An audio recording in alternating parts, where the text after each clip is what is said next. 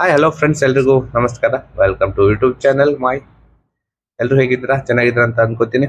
ಇವತ್ತಿನ ಒಂದು ವಿಡಿಯೋದಲ್ಲಿ ಏನಪ್ಪ ಒಂದು ಕೇಸ್ ಅಂದ್ರೆ 2012ರಲ್ಲಿ ಒಂದು ರೇಪ್ ಕೇಸ್ ನಡೆದಿರೋ ಒಂದು ಸೃಜನ ಒಂದು ಕೇಸು, ಅದು ಧರ್ಮಸ್ಥಳದ ಬಗ್ಗೆ ಒಂದಿದೆ.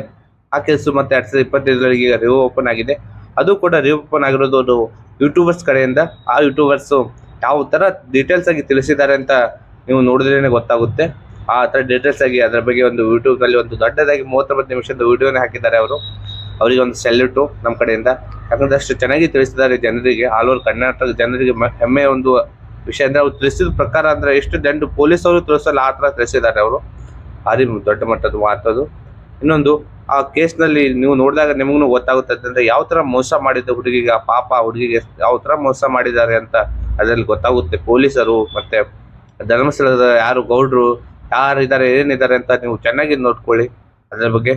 ಮತ್ತೆ ಆ ವಿಡಿಯೋನ ವೈರಲ್ ಮಾಡಿ ಎಲ್ಲರೂ ಕನ್ನಡದಲ್ಲಿ ಎಷ್ಟು ಯೂಟ್ಯೂಬರ್ಸ್ ಎಷ್ಟು ಚಾನಲ್ ಕ್ರಿಯೇಟ್ ಮಾಡ್ಕೊಂಡು ಅದೇರ ಎಲ್ಲರೂ ಕೂಡ ವೈರಲ್ ಮಾಡಿ ನಿಮ್ಮ ಫ್ರೆಂಡ್ಸ್ಗೆ ಶೇರ್ ಮಾಡಿ. ಮತ್ತೆ ಆ ಹುಡುಗಿಗೆ ನ್ಯಾಯ ಸಿಗುವ ಹಾಗೆ ಮಾಡ್ಬೇಕಂತ ನಾವು ಪ್ರಯತ್ನ ಮಾಡ್ತೀವಿ. ಆ ವಿಡಿಯೋನ ಅಪ್ಲೋಡ್ ಮಾಡ್ತೀನಿ, ನೀವು ನೋಡ್ಕೊಳ್ಳಿ ಬನ್ನಿ. ಪ್ರಾರಂಭಿಸಿದ್ದು ವಿತಿನ್ 2 ಅವರ್ಸ್ ಒಳಗಡೆನೆ ಸೌಜನ್ಯ ಸಿಗ್ತಾಳೆ, ಆದ್ರೆ ಶವ ಆಗಿ. ಅವಳ ಕೈಗಳನ್ನ ಅವಳದೇ ದುಪ್ಪಟ್ಟ ಅಂಡ್ ID ಕಾರ್ಡ್ ಇಂದ ಮರಕ್ಕೆ ಕಟ್ಟಿರ್ತಾರೆ. And most brutal part is ಅವಳ ಯೋನಿ, ಅವಳ ಏನಿತ್ತು ಅದ್ರ ಒಳಗಡೆ 6 ಇಂಚ್ ಮಣ್ಣು ತುಂಬಿರ್ತಾರೆ. ಬಿಡಪ್ಪ, ನಮ್ ಪೊಲೀಸ್ ಅವ್ರಿಗೆ ತಮ್ಮ ಡ್ಯೂಟಿ ಮೇಲೆ ಎಷ್ಟೊಂದು ನಿಷ್ಠೆ ಇದೆ, ಒಂದೇ ದಿನದಲ್ಲಿ ಆರೋಪಿನ ಹಿಡಿದ್ ಬಿಟ್ರಲ್ಲ ಅಂತ ಪೊಲೀಸ್ ಅವ್ರ ಮೇಲೆ ಫುಲ್ ಒಂಥರ ಹೊಗಳ್ತಾ ಇರ್ತಾರೆ. ಆದ್ರೆ ಪಾಪ ಜನರಿಗೆ ಎಲ್ಲಿ ಗೊತ್ತಿತ್ತು ಈ ಕೇಸ್ ನ ರಿಯಲ್ ಆರೋಪಿ ಬೇರೆ ಯಾರೋ ಇದಾರೆ, ಪೊಲೀಸ್ ಅವರೇ ಈ ಕೇಸ್ ನ ಮಿಸ್ಲೀಡ್ ಮಾಡೋದಕ್ಕೆ ಸುಮ್ನೆ ಸಂತೋಷ್ನ ಅರೆಸ್ಟ್ ಮಾಡಿದ್ದಾರೆ ಅಂತ. ಪೊಲೀಸ್ ಅವರು ಈ ಕೇಸ್ ಅಲ್ಲಿ ಕರಪ್ಟ್ ಆಗಿದ್ದಾರೆ, ಪೊಲೀಸ್ ಅವರೇ ಸತ್ಯ ಮುಚ್ಚಿಡ್ಲಿಕ್ಕೆ ಟ್ರೈ ಮಾಡ್ತಿದ್ದಾರೆ. ಹಾಗಾಗಿ ಈ ಕೇಸ್ ನ ಇನ್ಮುಂದೆ ಪೊಲೀಸ್ ಅವರಲ್ಲದೆ CBI ಅವರು ಇನ್ವೆಸ್ಟಿಗೇಷನ್ ಮಾಡಬೇಕು, ಈ ಕೇಸ್ ನ CBI ಒಪ್ಸಿ ಅಂತ ಅಗೇನ್ ಪ್ರೊಟೆಸ್ಟ್ ಗಳು ಸ್ಟಾರ್ಟ್ ಆಗ್ತವೆ. ಸೌಜನ್ಯ ಕೇಸ್ ಒಂದೇ ಅಲ್ಲ, ನಾರಾಯಣ ಹಾಗೂ ಯಮುನಾ ಕೇಸಲ್ಲೂ, ವೇದವಲ್ಲಿ ಕೇಸಲ್ಲೂ, ಆ ಬ್ಯಾಂಕ್ ಮ್ಯಾನೇಜರ್ ನ ಕೇಸಲ್ಲೂ ಹಾಗೂ ಪದ್ಮಲತಾ ಕೇಸಲ್ಲೂ ಸೀದಾ ಡೈರೆಕ್ಟ್ ಡೌಟ್ ಬರೋದೆ ಊರಿನ ಗೌಡ್ರ ಮೇಲೆ. ಸೌಜನ್ಯ ಕೇಸ್ ಬಿಟ್ಟು ಆ ಇನ್ನೊಂದು ಕೇಸ್ ಯಾವ್ದು, ಅದಕ್ಕೂ ಸಂತೋಷ್ಗೂ ಏನ್ ಸಂಬಂಧ, ಅದ್ರಲ್ಲಿ ಯಾಕೆ ಸಂತೋಷ್ನ ಪೊಲೀಸ್ ಅವರು ಫಿಟ್ ಮಾಡಿದ್ರು ಅಂತ ಪ್ರತಿಯೊಂದು ಹೇಳ್ತೀನಿ.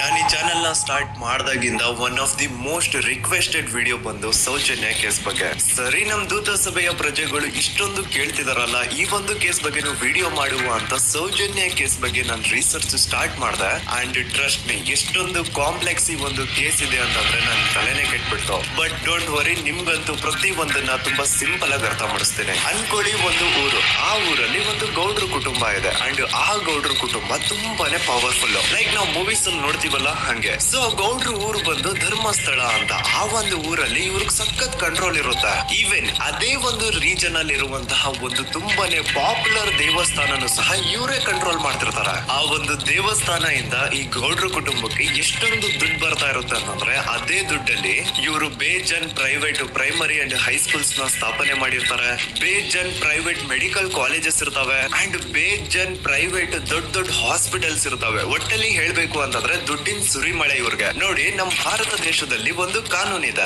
ದ ರಿಲಿಜಿಯಸ್ ಎಂಡೋಮೆಂಟ್ ಆಕ್ಟ್ 1863 ಅಂತ.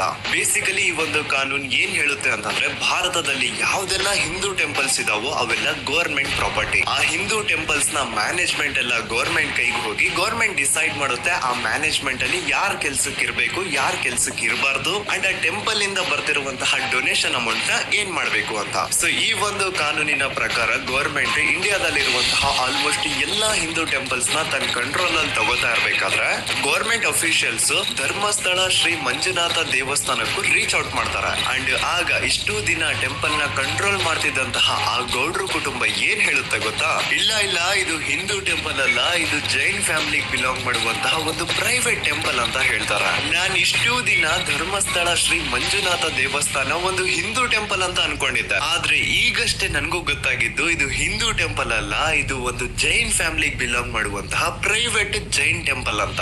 ಸೊ ಹೀಗಾಗಿ ಗವರ್ಮೆಂಟ್ ಅಫಿಷಿಯಲ್ಸ್ ಏನೂ ಮಾಡಕ್ಕಾಗದೆ ಇವತ್ತಿನವರೆಗೂ ಈ ಒಂದು ಧರ್ಮಸ್ಥಳ ಶ್ರೀ ಮಂಜುನಾಥ ದೇವಸ್ಥಾನನ ಒಂದು ಪ್ರೈವೇಟ್ ಟ್ರಸ್ಟ್ ನಡೆಸ್ಕೊಂಡು ಹೋಗ್ತಿದೆ. ಅಂಡ್ ಆ ಪ್ರೈವೇಟ್ ಟ್ರಸ್ಟ್ ನ ಓನರ್ ಯಾರು, ಅದೇ ಗೌಡ್ರ ಕುಟುಂಬ. ನೋಡಿ, ನಾನು ಈ ವಿಡಿಯೋದಲ್ಲಿ ಯಾರ್ದನ್ನು ರಿಯಲ್ ನೇಮ್ಸ್ ನ ಬಳಸ್ತಿಲ್ಲ. ಪ್ರೀವಿಯಸ್ಲಿ ಬೇರೆ ಯೂಟ್ಯೂಬರ್ಸ್ ತಮ್ಮ ವಿಡಿಯೋಸ್ ಅಲ್ಲಿ ರಿಯಲ್ ನೇಮ್ಸ್ ನ ಬಳಸಿದ್ದಾರೆ ಅನ್ನೋ ಒಂದೇ ಒಂದು ಕಾರಣಕ್ಕೆ ಅವ್ರ ವಿಡಿಯೋಸ್ ನ ಡಿಲೀಟ್ ಮಾಡಿಸಿದ್ದಾರೆ. ಸೊ ಅವ್ರ ಜೊತೆ ಆಗಿದ್ದು ನನ್ ಜೊತೆ ಆಗೋದ್ ಬೇಡ, ಸತ್ಯ ಮುಚ್ಚ ಹೋಗೋದು ನನ್ಗೆ ಇಷ್ಟ ಇಲ್ಲ. ಹಾಗಾಗಿ ನಾನಿಲ್ಲಿ ರಿಯಲ್ ನೇಮ್ಸ್ ನ ಬಳಸ್ತಿಲ್ಲ. ಆದ್ರೆ ನಾನು ಯಾರನ್ನ ಪಾಯಿಂಟ್ ಔಟ್ ಮಾಡಿ ಹೇಳ್ತಿದ್ದೀನಿ ಅನ್ನೋದು ಮಾತ್ರ ನಿಮಗೆ ತುಂಬಾ ಕ್ಲಿಯರ್ಲಿ ಅರ್ಥ ಆಗುತ್ತೆ. Don't worry.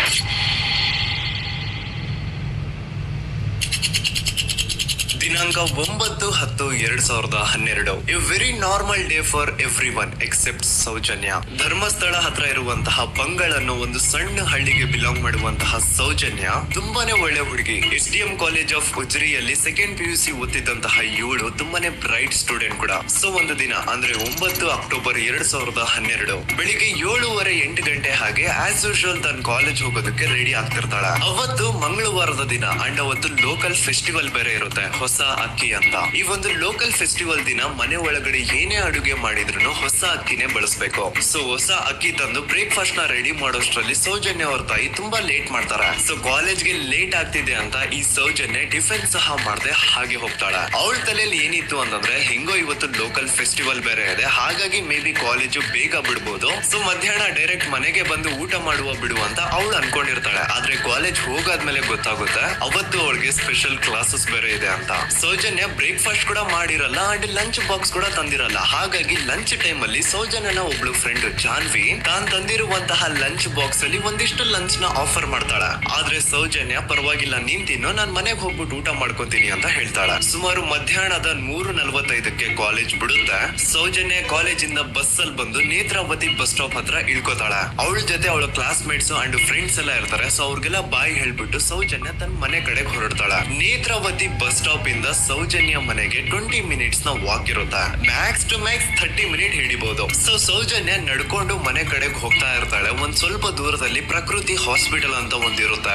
ಅಲ್ಲಿನ ಸೆಕ್ಯೂರಿಟಿ ಗಾರ್ಡ್ ಸೌಜನ್ಯ ನಡ್ಕೊಂಡು ಹೋಗ್ತಾ ಇರೋದನ್ನ ನೋಡ್ತಾನೆ ಕೂಡ.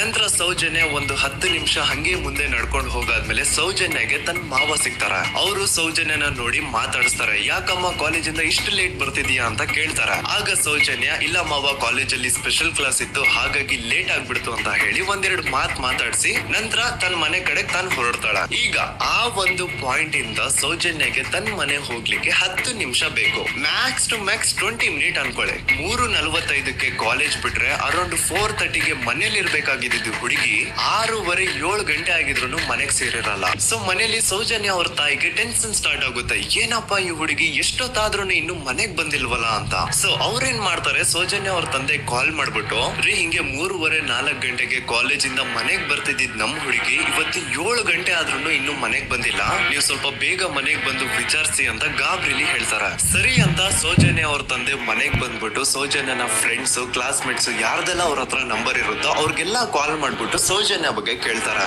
ನಮ್ ಹುಡುಗಿ ಏನಾದ್ರೂ ನಿಮ್ ಮನೆಗ್ ಬಂದಿದ್ದಾಳ ಅಮ್ಮ ಅಂತ. ಆದ್ರೆ ಸೌಜನ್ಯನ ಫ್ರೆಂಡ್ಸ್ ಅಂಡ್ ಕ್ಲಾಸ್ ಮೇಟ್ಸ್ ಎಲ್ಲ ಇಲ್ಲ ಅಂಕಲ್ ನಮ್ ಮನೆಗಂತೂ ಸೌಜನ್ಯ ಏನು ಬಂದಿಲ್ಲ, ಅವಳು ಬಸ್ ಸ್ಟಾಪ್ ಇಂದ ಸೀದಾ ನಿಮ್ ಮನೆ ಕಡೆಗೇನೆ ಹೊರಟ್ಲಲ್ವಾ, ಯಾಕೆ ಇನ್ನೂ ಬಂದಿಲ್ವಾ ಅಂತ ಕೇಳ್ತಾರ.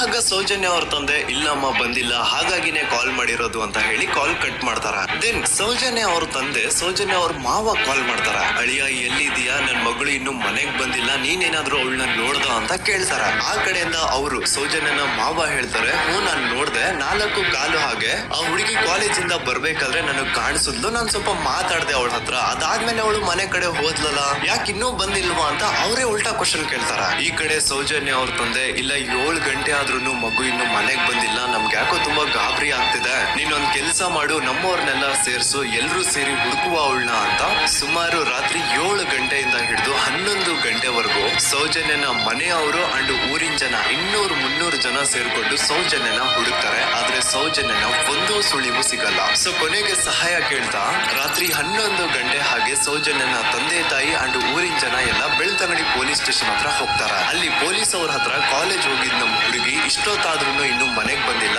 ಎಷ್ಟು ಹುಡುಕಿದ್ರು ಸಿಗ್ತಾ ಇಲ್ಲ, ಸೊ ಪ್ಲೀಸ್ ಒಂದು ಮಿಸ್ಸಿಂಗ್ ರಿಪೋರ್ಟ್ ನ ಫೈಲ್ ಮಾಡಿ ನಮ್ ಹುಡುಗಿನ ಹುಡುಕೊಡಿ ಅಂತ ಕೇಳ್ಕೊತಾರ. ಆದ್ರೆ ಪೊಲೀಸ್ ಅವರು ಒಪ್ಪಲ್ಲ. ಇಲ್ಲ ಯಾವುದೇ ಪರ್ಸನ್ ಮಿಸ್ಸಿಂಗ್ ಆದ್ರೆ ಆಫ್ಟರ್ 24 ಅವರ್ಸ್ ಆದ್ಮೇಲೆನೆ ರಿಪೋರ್ಟ್ ಫೈಲ್ ಮಾಡಕ್ಕಾಗೋದು. ಸೊ ನೀವ್ ಒಂದ್ ಕೆಲ್ಸ ಮಾಡಿ, ಈಗ ಮನೆಗ್ ಹೋಗಿ ನಾಳೆ ಬೆಳಿಗ್ಗೆವರೆಗೂ ನೋಡಿ, ನಾಳೆ ಬೆಳಿಗ್ಗೆವರೆಗೂ ನಿಮ್ ಮಗಳು ನಿಮ್ ಮನೆಗ್ ಬಂದಿಲ್ಲ ಅಂತಂದ್ರೆ ಆಗ ಬಂದ್ಬಿಟ್ಟು ಮಿಸ್ಸಿಂಗ್ ರಿಪೋರ್ಟ್ ನ ಫೈಲ್ ಮಾಡಿಸಿ ಅಂತ ಹೇಳಿ ಕಳಿಸ್ತಾರ. ಆಗ ಆಲ್ಮೋಸ್ಟ್ ಮಿಡ್ ನೈಟ್ ಆಗಿರೋದ್ರಿಂದ ಅಂಡ್ ಮಳೆ ಬೇರೆ ತುಂಬಾ ಜೋರಾಗಿ ಬರ್ತಾ ಇರುತ್ತೆ. ಸೊ ಈ ಸಿಚುವೇಶನ್ ಅಲ್ಲಿ ಸೌಜನ್ಯನ ಹುಡುಕ್ಲಿಕ್ಕೆ ಆಗಲ್ಲ. ನಾಳೆ ಬೆಳಿಗ್ಗೆ ಸೇರ್ಕೊಂಡು ಅಗೇನ್ ಎಲ್ರು ಸೌಜನ್ಯನ ಹುಡುಕುವ ಅಂತ ಸೌಜನ್ಯನ ಮನೆಯವರು ಅಂಡ್ ಊರಿನ ಜನ ಎಲ್ರು ತಮ್ಮ ಮನೆಗೆ ಹೋಗ್ಬಿಡ್ತಾರ.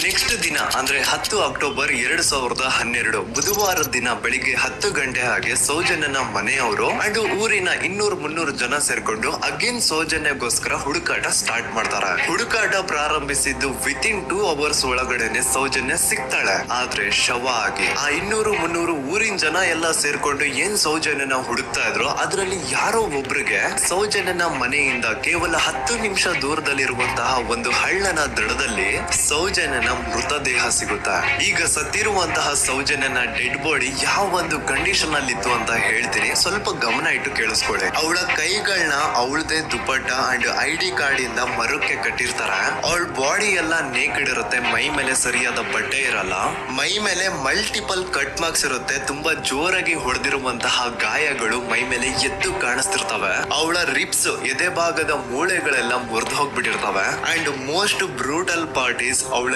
ಯೋನಿ, ಅವಳ ಏನಿತ್ತು ಅದ್ರ ಒಳಗಡೆ 6 ಇಂಚ್ ಮಣ್ಣು ತುಂಬಿರ್ತಾರೆ. ಆ ಬಾಡಿ ಕಂಡೀಷನ್ ನ ನೋಡಿದಾದ್ಮೇಲೆ ಒಂದಂತೂ ತುಂಬಾ ಕ್ಲಿಯರ್ ಆಗಿ ಅರ್ಥ ಆಗುತ್ತೆ, ಅವಳನ್ನ ಯಾರೋ ತುಂಬಾ ಫೋರ್ಸ್ಫುಲಿ ಮಾಡಿ ನಂತರ ನಿರ್ದಯವಾಗಿ ಸಾಯಿಸಿದ್ದಾರೆ ಅಂತ. ಇಲ್ಲಿ ಕ್ರಿಮಿನಲ್ಸ್ ನ ಬುದ್ಧಿವಂತಿಕೆ ನೋಡಿ ಪೊಲೀಸ್ ಅವ್ರಿಗೆ ಏನೂ ಸುಳಿವು ಸಿಗ್ಬಾರ್ದು ಅಂತ ಅವಳ ಯೋನಿ ಒಳಗಡೆ 6 ಇಂಚ್ ಅಷ್ಟು ಮಣ್ಣು ತುಂಬ ಹೋಗಿರ್ತಾರೆ. ಸೊ ದೆನ್ ಪೊಲೀಸ್ ಅವ್ರಿಗೆ ವಿಷಯ ಗೊತ್ತಾಗುತ್ತೆ, ಅವರು ಸ್ಪಾಟ್ ಗೆ ಬಂದು ಸೌಜನ್ಯನ ಬಾಡಿನ ರಿಕವರ್ ಮಾಡಿ ಆ ಒಂದು ಸ್ಪಾಟ್ ನ ಕಂಪ್ಲೀಟ್ ಸೀಸ್ ಮಾಡ್ತಾರೆ.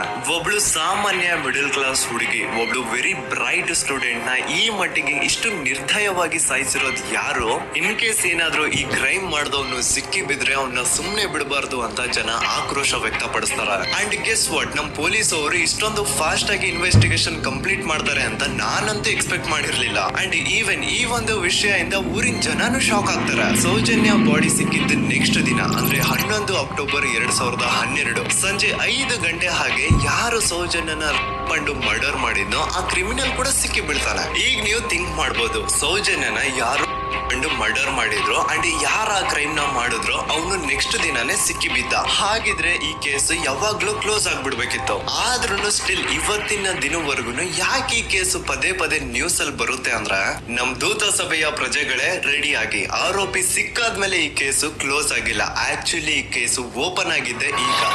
ನೋಡಿ, ಸೌಜನ್ಯನ ಬಾಡಿ ಸಿಕ್ಕಿದ್ದು ನೆಕ್ಸ್ಟ್ ದಿನ ಅಂದ್ರೆ 11 ಅಕ್ಟೋಬರ್ 2012 PSI ಯೋಗೇಶ್ ಅವರು ಯಾರನ್ನ ಈ ಕೇಸಲ್ಲಿ ಅರೆಸ್ಟ್ ಮಾಡಿದ್ರು ಅಂದ್ರೆ ಆತನ ಹೆಸರು ಬಂದು ಸಂತೋಷ್ ರಾವ್. 28-29 ವಯಸ್ಸಿರುವಂತಹ Santosh Rao first of all ಧರ್ಮಸ್ಥಳದವನು ಅಲ್ವೇ ಅಲ್ಲ, ಅವನು ಶೃಂಗೇರಿ. ಅವನು ಸಂತೋಷ್ ರಾವ್ ನ ತಂದೆ ಸ್ಕೂಲ್ ಟೀಚರ್ ಅಂಡ್ ತಾಯಿ ಹೌಸ್ ವೈಫ್.